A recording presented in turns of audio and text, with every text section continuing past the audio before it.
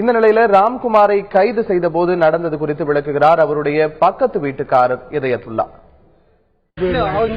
சென்னையிலும் இருந்தாரு இங்க எப்போ வந்தான்னு தெரியாது. இந்த சுவாதி சம்பவத்துல போட்டோலாம் போட்டுட்டாங்களா டிவில, அதெல்லாம் நீங்க பாத்தீங்கன்னா இந்த பையன் மாதிரி ஜாட இருக்க ஏதாவது சொன்னீங்க தெரிஞ்சுதா? டிவியே மட்டும் பாக்கல. இந்த பையன் இங்க வந்து எவ்வளவு நாள் ஆச்சு? இந்த பையன் வந்து இங்க எவ்வளவு நாள் ஆச்சு? இங்க வந்து எத்தனை நாள் ஆச்சுன்னு தெரியல. ஒரு வாரம் இருக்குன்னு. இந்த ஊர்ல எத்தனை வருஷமா இருக்காங்க அவங்க?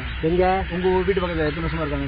அவங்களுக்கு அந்த ஊர் தானே மீனாட்சி தானே. சொந்த ஊரே மீனாட்சி தான் அவங்களுக்கு. சரி, இந்த பையன் கேரக்டர் எப்படி நல்லா பேசுவானா பழகுவானா? பக்கத்துல எல்லாத்தையும் கூட நல்லா பேச மாட்டான். நல்ல முறையில அமைதியான பையன் தான். என்னன்னு தெரியல. இன்னைக்கு நைட்டு நடந்தது என்ன, அதை மட்டும் சொல்லுங்க. இன்னைக்கு நடந்தது அவங்க கழுத்தறுத்ததுதான் சம்பவம். இல்ல போலீஸ் வந்தாங்களா? எப்ப வந்தாங்க? போலீஸ் அந்த கழுத்தை அறுத்துக்கிட்டு இருக்கும்போது கழுத்தை அறுத்து அவங்க போலீஸ் வந்த பிறகு எங்களுக்கு தெரியும். போலீஸ் வந்து யாரும் கத்தி தான் அந்த பையன் உடனே கழுத்து இருக்கா அப்படின்னு சொல்றாங்க. அப்படியா? யாரோ பெரியாளுக்கு கத்தி உங்க மாதிரி பெரியாள் யாராவது சொல்லி போலீஸ் வந்துட்டு சொன்ன பிறகு அந்த பையன் கத்தி எடுத்தானுங்க. அது என்னவோ தெரியும்.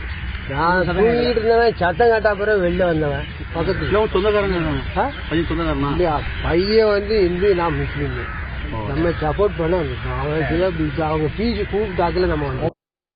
இதனிடையே பாளையங்கோட்டையில் ராம்குமாரை கைது செய்த போலீசார் அது தொடர்பான விரிவான விவரங்களை தெரிவிக்க மறுத்துவிட்டனர்.